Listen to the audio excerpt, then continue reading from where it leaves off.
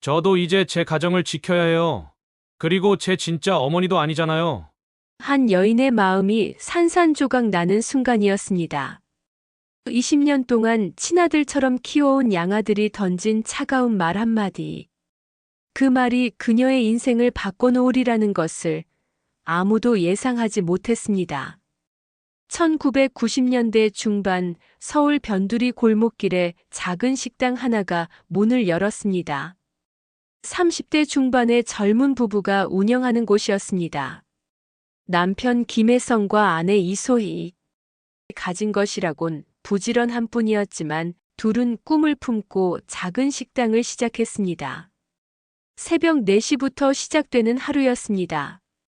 소희 씨는 커다란 솥에 멸치와 다시마를 넣고 정성스럽게 국물을 우려냈습니다. 남편은 밤새 절여둔 배추로 김치를 담그고 콩나물을 삶아 밑반찬을 준비했습니다. 부부는 묵묵히 일했습니다. 가난했지만 서로를 의지하며 하루하루를 버텨나갔습니다. 부부에게는 아이가 없었습니다. 결혼한 지 10년이 넘도록 기다렸지만 아이는 오지 않았습니다. 그런 어느 추운 겨울날이었습니다.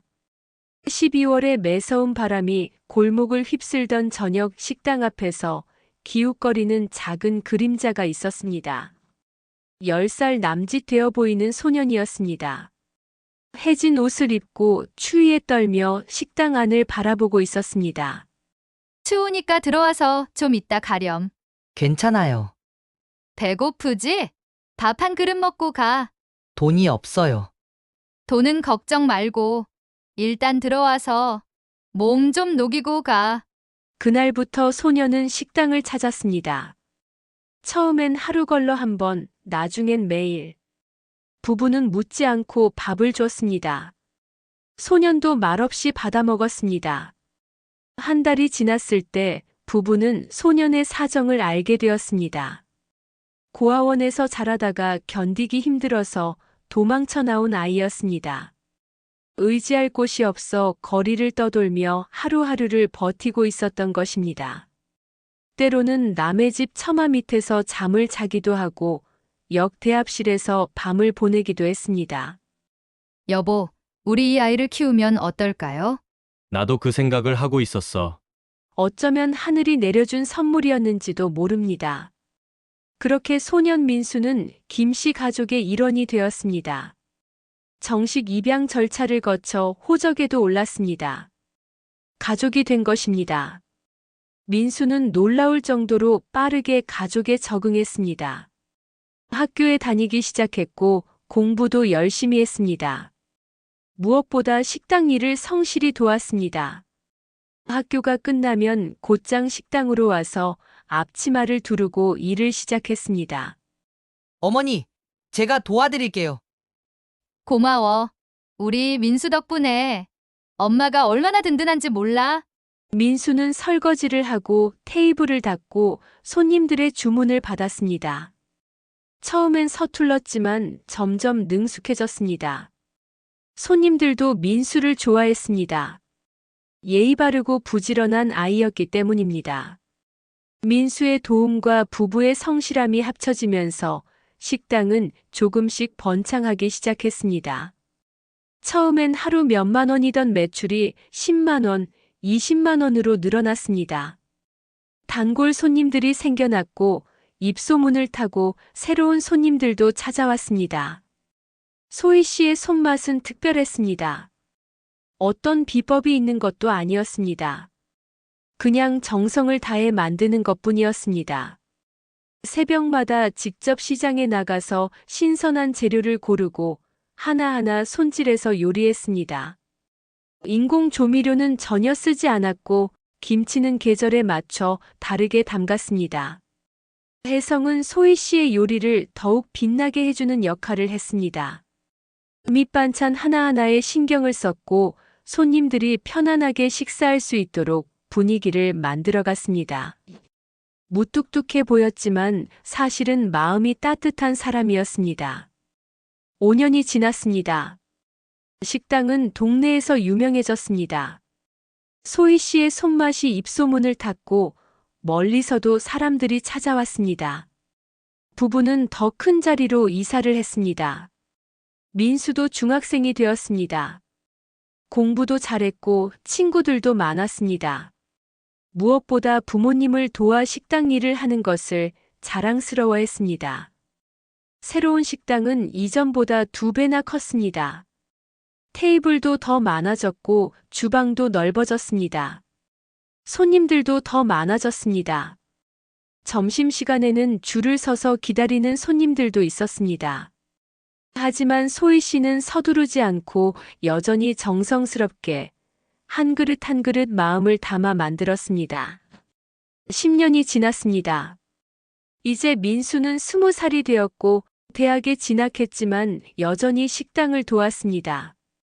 식당은 이제 제법 큰 규모가 되었고 직원도 몇 명 두었습니다. 하지만 핵심적인 일은 여전히 가족들이 했습니다. 민수야, 내가 정말 우리 집의 복덩이구나. 아버지, 저야말로 부모님 덕분에 이렇게 살 수 있는 거죠? 혜성과 민수의 대화는 언제나 이랬습니다. 서로에게 고마워하고 서로를 아끼는 마음이 가득했습니다. 소희 씨는 그런 두 남자를 바라보며 행복해했습니다. 대학 생활을 하면서도 민수는 집을 멀리하지 않았습니다. 친구들과 어울리는 것보다 가족과 함께하는 시간을 더 소중하게 여겼습니다. 때로는 친구들을 식당에 데려와서 소희 씨의 요리를 자랑하기도 했습니다. 우리 어머니 요리가 최고야. 얼른 먹어봐.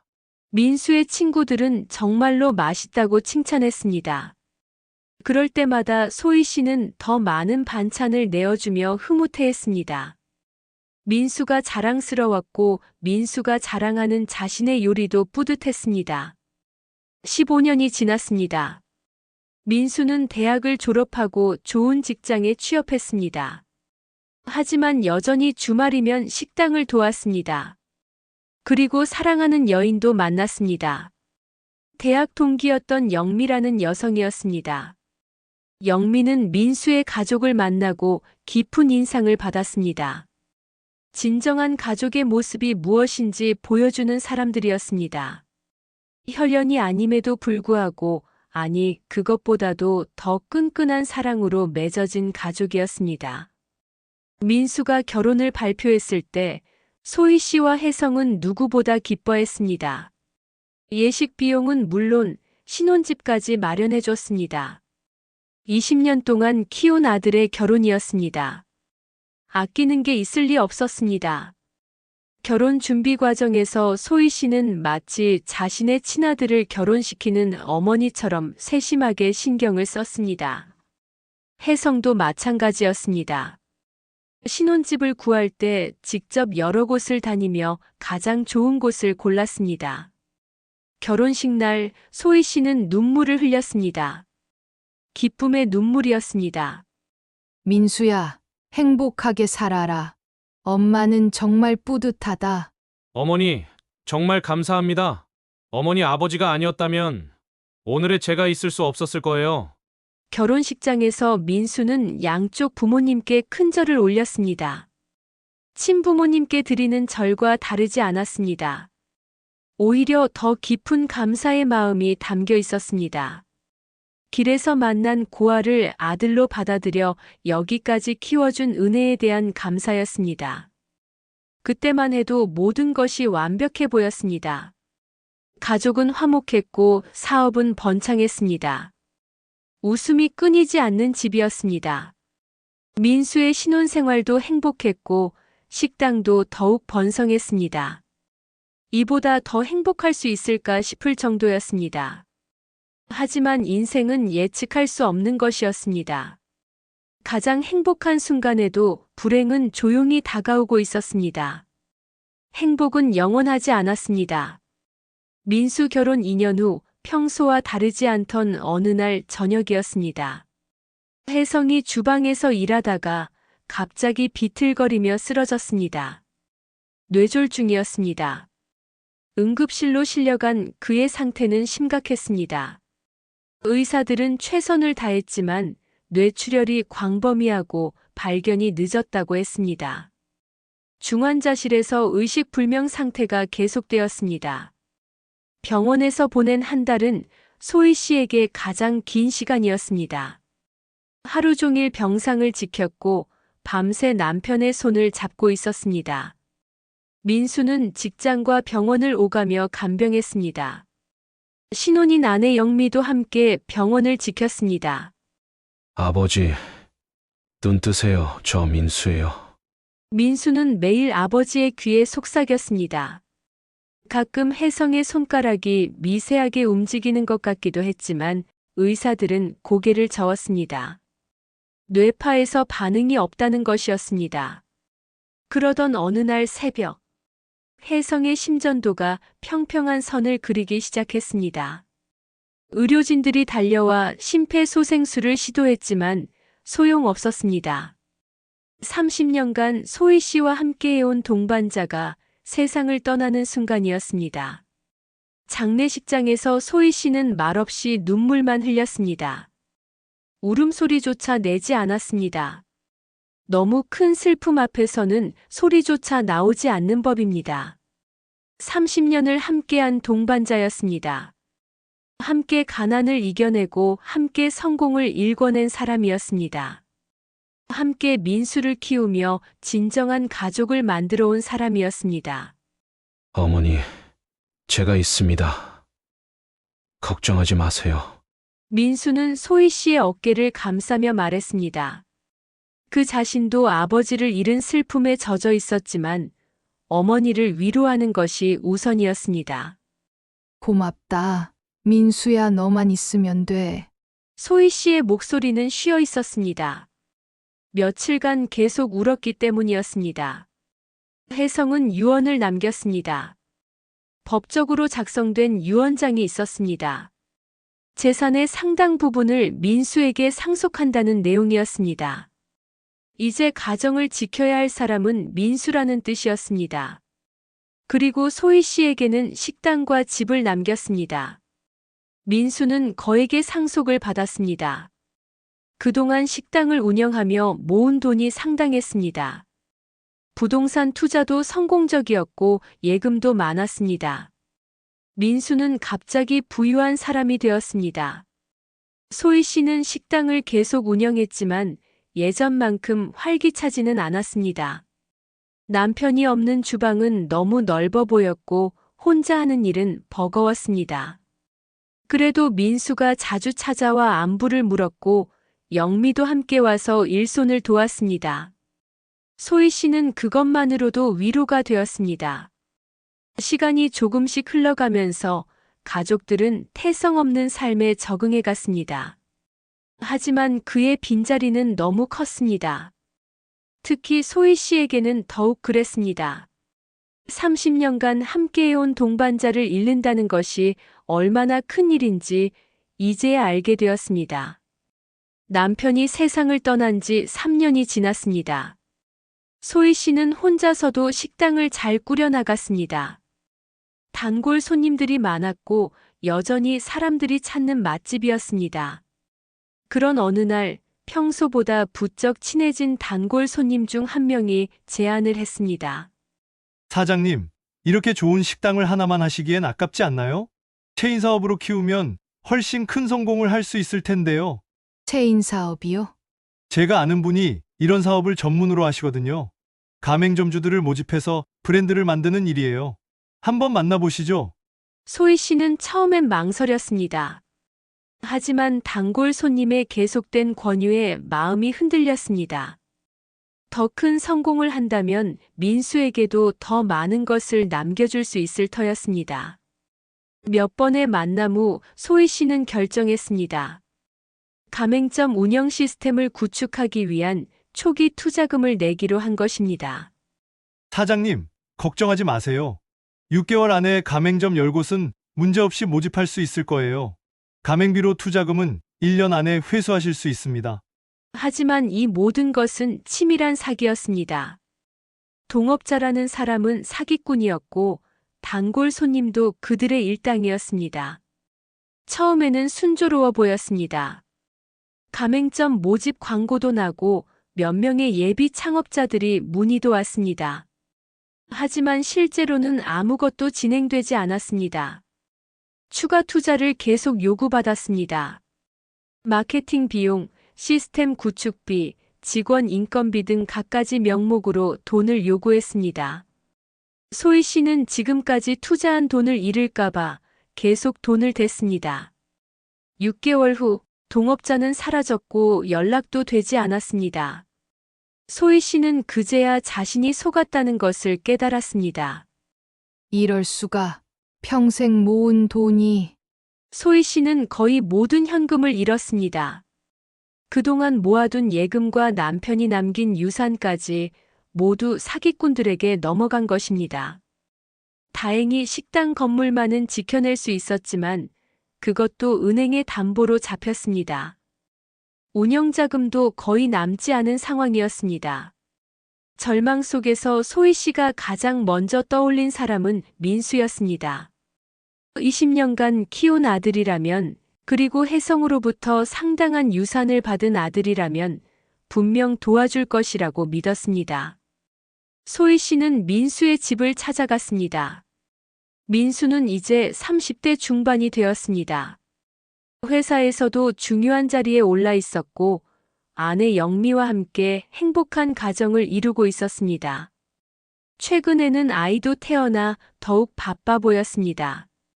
민수야, 엄마가 큰 실수를 했다. 도와줄 수 있겠니? 소희 씨는 조심스럽게 말문을 열었습니다. 어머니, 무슨 일인가요?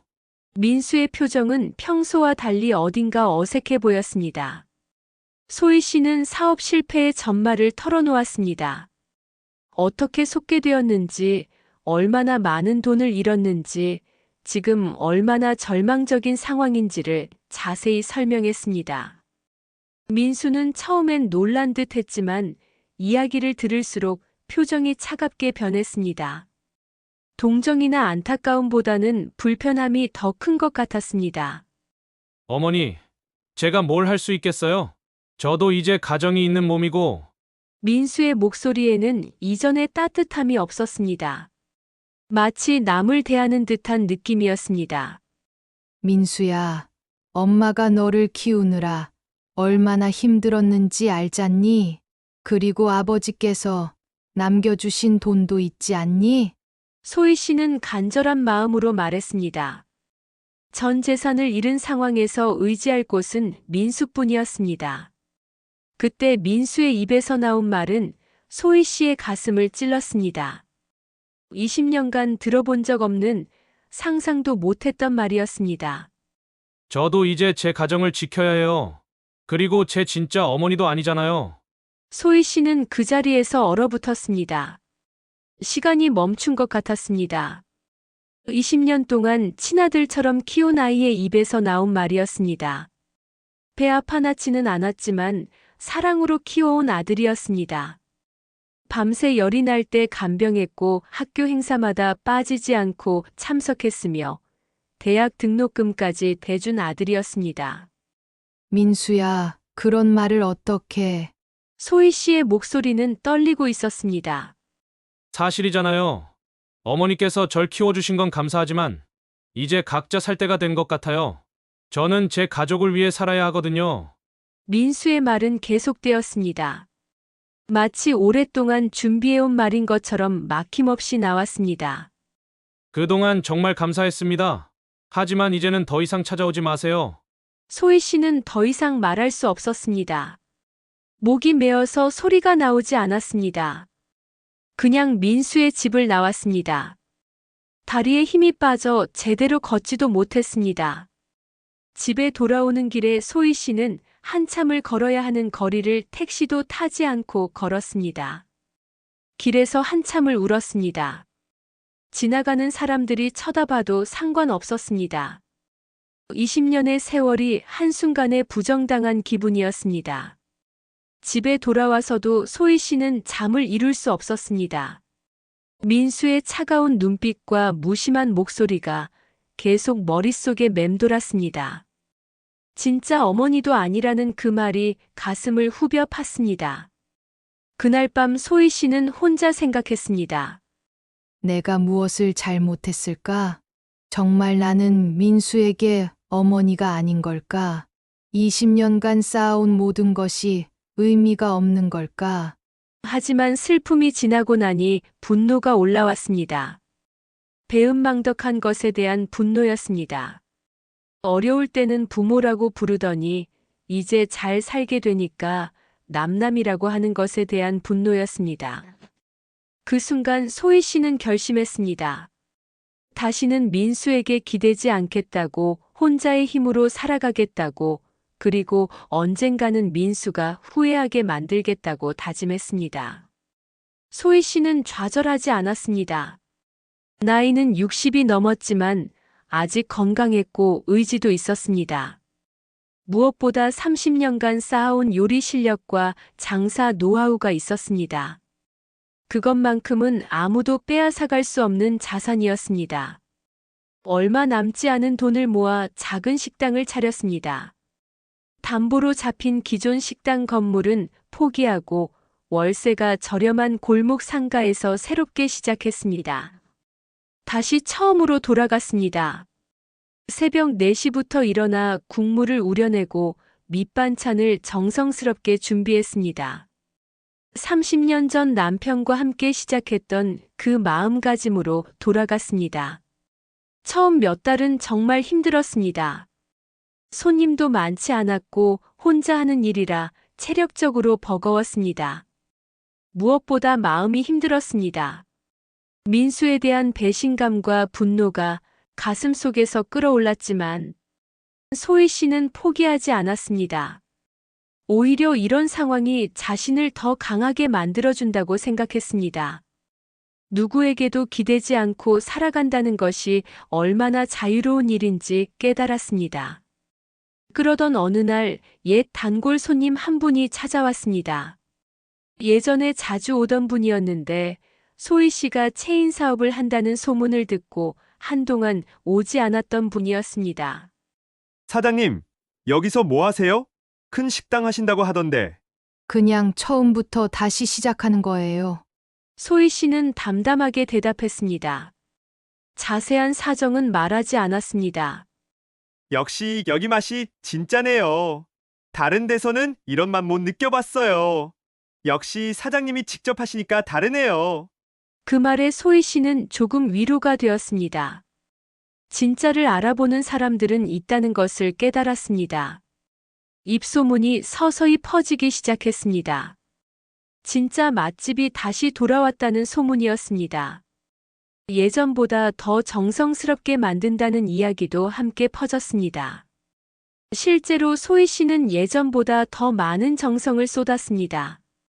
이제는 누구에게 보여주기 위한 것도 아니고 누구를 위한 것도 아니었습니다. 순전히 자신의 자존심과 신념을 위한 것이었습니다. 6개월이 지나자 손님들이 하나둘 늘어나기 시작했습니다. 1년이 지나자 식당은 예전보다 더 붐볐습니다. 멀리서도 사람들이 찾아왔지만 소희 씨는 이번에는 무리하지 않았습니다. 적당한 규모에서 안정적으로 운영했습니다. 무엇보다 이번에는 속지 않았습니다. 어떤 달콤한 제안이 와도 흔들리지 않았고 사기꾼들을 구별하는 눈도 생겼습니다. 자신의 실력으로 정직하게 번 돈만 믿었습니다. 2년 후 소희 씨는 다시 여유로운 삶을 살게 되었습니다.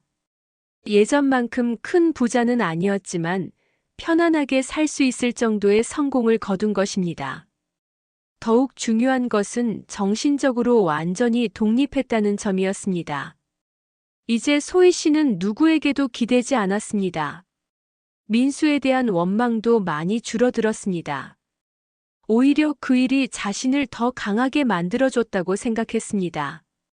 혼자서도 충분히 살아갈 수 있다는 자신감을 얻었습니다. 가끔 젊은 부부나 가족 단위 손님들이 오면 옛날 생각이 나기도 했습니다. 하지만 더 이상 아프지 않았습니다. 그냥 인생의 한 부분이었다고 받아들였습니다. 한편 민수는 어떻게 지내고 있을까요? 소희 씨와 결별한 후 민수는 아버지로부터 받은 상속금과 자신이 벌어들인 돈으로 상당한 자산가가 되었습니다. 그 돈을 바탕으로 여러 사업에 손을 대기 시작했습니다. 처음에는 잘 되는 것 같았습니다. 부동산 투자로 큰 수익을 올렸고 주식 투자도 성공적이었습니다. 주변 지인들은 민수의 사업 수완을 부러워했고 민수는 자신이 뛰어난 사업가라고 생각했습니다. 영미도 처음에는 남편의 사업을 지지했습니다. 하지만 점점 민수의 투자 규모가 커지고 위험한 사업에도 손을 대는 것을 보며 우려하기 시작했습니다. 여보, 이제 그만하면 안 될까요? 우리 충분히 잘 살고 있잖아요. 너무 위험한 것 같아요. 영미의 걱정 섞인 목소리에 민수는 짜증을 냈습니다. 걱정 마. 이번만 성공하면 우리는 정말 부자가 될 수 있어. 지금까지 성공했잖아. 하지만 현실은 달랐습니다. 욕심이 커질수록 더 큰 위험을 감수하게 되었고 연속된 투자 실패로 민수는 빚을 지기 시작했습니다. 특히 부동산 투자에서 큰 손실을 봤습니다. 개발 예정지라고 해서 큰 돈을 투자했는데 개발 계획이 취소되면서 땅값이 폭락한 것입니다. 한 번에 몇억 원의 손해를 봤습니다. 스트레스를 받은 민수는 술에 의존하기 시작했습니다. 회사 일도 소홀해졌고 집에서도 신경질적으로 변했습니다. 영미는 변해가는 남편을 보며 걱정했지만 민수는 듣지 않았습니다. 내가 지금까지 잘못한 게 있어? 우리 잘 살고 있잖아. 민수는 현실을 인정하려 하지 않았습니다. 그리고 더 큰 투자로 손실을 만회하려 했습니다. 술자리가 잦아졌고 그 자리에서 만난 사람들을 통해 도박에도 손을 대게 되었습니다. 처음에는 작은 돈으로 시작했지만 점점 액수가 커졌습니다. 한 번만 크게 따면 모든 게 해결된다는 생각에 빠져들었습니다. 하지만 도박은 그를 더 깊은 나락으로 밀어넣었습니다. 이기는 날보다 지는 날이 많았고 빚은 눈덩이처럼 불어났습니다. 결국 집까지 담보로 잡히는 상황이 되었습니다. 영미는 더 이상 견딜 수 없었습니다. 어린아이까지 있는데 이렇게 살 수는 없었습니다. 당신 정말 정신 차려요. 우리 아이 생각은 안 해요? 이렇게 살 수는 없어요. 영미는 울면서 호소했습니다. 조금만 더 기다려봐. 내가 반드시 만회할게. 믿고 기다려줘. 민수는 아직도 희망을 버리지 않고 있었습니다. 아니에요. 이제 못 견디겠어요. 이혼해요. 영미의 마지막 통고였습니다. 더 이상 이런 생활을 할 수 없다는 절실한 외침이었습니다. 이혼 서류에 도장을 찍는 순간 민수는 모든 것을 잃었다는 것을 깨달았습니다. 아내도 아이도 집도 돈도 모두 사라졌습니다. 30년간 쌓아온 모든 것이 한순간에 무너졌습니다. 민수는 친구들에게도 외면당했습니다. 돈을 빌려달라고 하자 하나둘 연락을 끊었습니다. 직장에서도 개인적인 문제로 인한 업무 소홀을 이유로 해고당했습니다. 혼자가 된 민수는 비로소 자신의 처지를 깨달았습니다. 모든 것을 잃고 나서야 자신이 얼마나 잘못 살아왔는지 알게 되었습니다. 그리고 가장 소중한 것들을 너무 쉽게 포기했다는 것도 깨달았습니다. 모든 것을 잃은 민수에게 마지막으로 떠오른 사람은 소희 씨였습니다.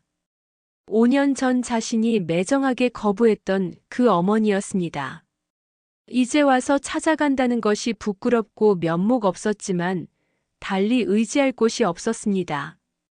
민수는 소희 씨의 새 식당을 찾았습니다.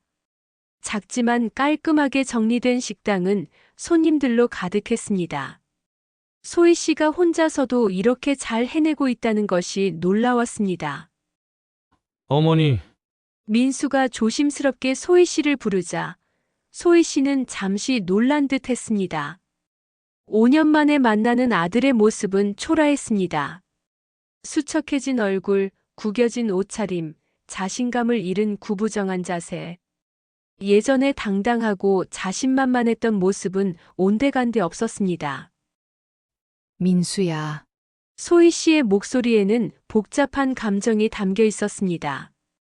반가움과 안타까움, 그리고 여전히 남아있는 섭섭함이 뒤섞여 있었습니다.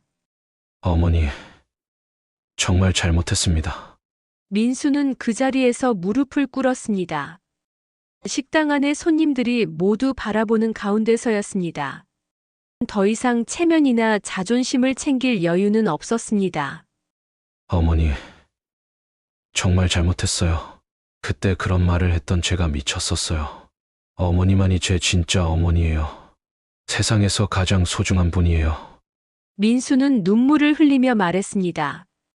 5년간 쌓여있던 후회와 그리움이 한 번에 쏟아져 나왔습니다. 소희 씨의 눈에도 눈물이 고였습니다. 아무리 밉고 원망스러웠어도 20년을 키운 아들이었습니다. 이렇게 무너진 모습을 보니 마음이 아팠습니다. 모성애라는 것은 쉽게 사라지지 않는 법이었습니다. 어머니, 저 좀 도와주세요. 정말 바뀔게요.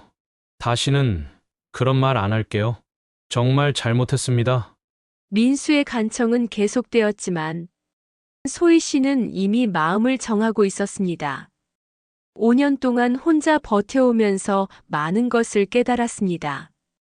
진정한 가족이 무엇인지, 조건 없는 사랑이 얼마나 소중한지, 그리고 배신의 상처가 얼마나 깊은지를 알게 되었습니다. 민수야, 일어나거라. 소희 씨의 목소리는 차분했지만 단호했습니다. 어머니, 내가 줄 수 있는 건 이미 다 주었다. 20년간 모든 것을 다 줬어. 내가 그때 한 말 잊지 않고 있어. 진짜 어머니도 아니라고 했지? 소희 씨는 5년 전의 상황을 생생히 기억하고 있었습니다.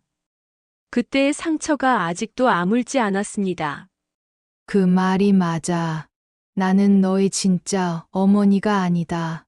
그렇다면 너도 더 이상 내 아들이 아니야. 어머니, 제발 한 번만 더 기회를. 정말 바뀔게요. 민수는 필사적으로 매달렸습니다. 하지만 소희 씨의 마음은 이미 굳어 있었습니다. 기회는 이미 충분히 줬다. 20년이라는 긴 시간을 함께 했고, 내가 필요할 때 모든 걸 해줬어. 하지만 내가 나를 부정했을 때, 우리는 이미 끝난 거야. 소희 씨는 등을 돌렸습니다. 더 이상 돌아보지 않았습니다. 민수는 더 이상 할 말이 없었습니다. 소희 씨의 단호한 태도에서 돌이킬 수 없다는 것을 깨달았습니다. 그는 무릎을 꿇은 채로 한참을 있다가 조용히 일어났습니다. 그날 이후 민수는 다시 나타나지 않았습니다. 소희 씨도 더 이상 그를 찾지 않았습니다. 20년의 모정이 완전히 끝나는 순간이었습니다. 이번에는 정말로 끝이었습니다. 그로부터 3년이 더 흘렀습니다. 소희 씨는 여전히 식당을 운영하고 있습니다. 이제 70이 가까운 나이가 되었지만 건강하게 지내고 있습니다. 가끔 단골 손님들이 묻습니다. 사장님, 아들은 어떻게 지내세요? 그럼 소희 씨는 담담하게 답합니다. 아들은 없습니다. 저는 혼자예요. 소희 씨는 혼자의 삶을 당당하게 살아가고 있습니다. 더 이상 배신당할 걱정도 이용당할 걱정도 없습니다. 식당은 여전히 번창하고 정직하게 성실하게 일한 결과입니다. 어느 조용한 저녁, 소희 씨는 식당 정리를 마치고 혼자 앉아 있습니다. 따뜻한 차 한 잔을 마시며 생각합니다. 가족이란 무엇일까? 혈연이 전부일까? 답은 명확하지 않습니다. 하지만 분명한 것은 소희 씨가 20년간 민수에게 준 사랑은 진짜였다는 것입니다. 그 사랑이 보답받지 못했다고 해서 가짜가 되는 것은 아닙니다. 민수가 어디서 무엇을 하며 지내는지 소희 씨는 모릅니다.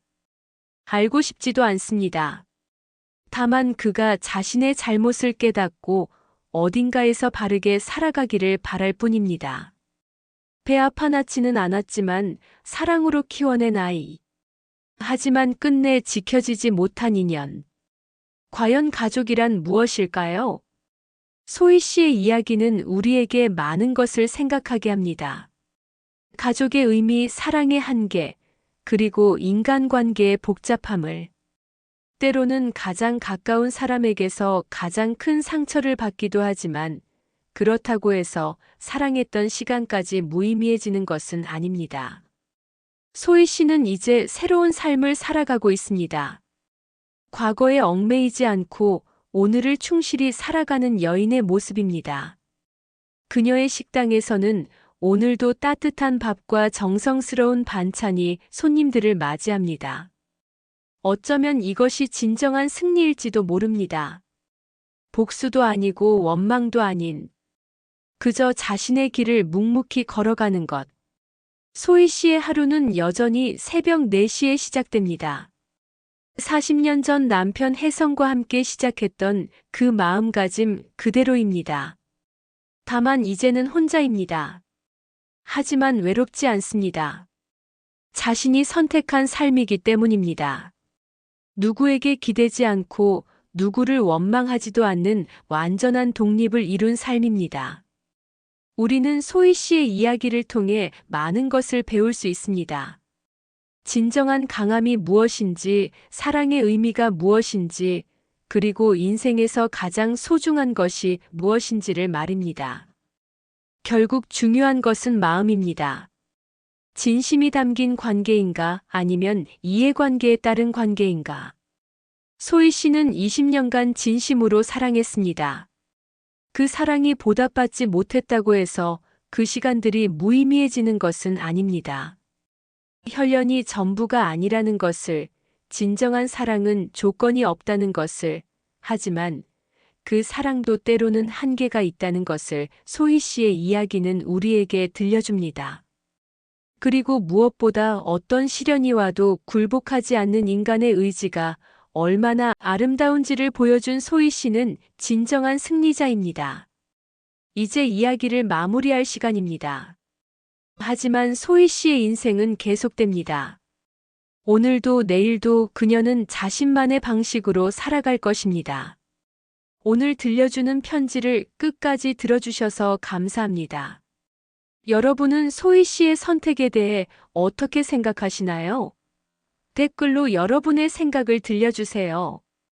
다음 편에서는 또 다른 따뜻한 이야기로 찾아뵙겠습니다. 구독과 좋아요는 영상 제작에 큰 힘이 됩니다. 지금까지 들려주는 편지였습니다.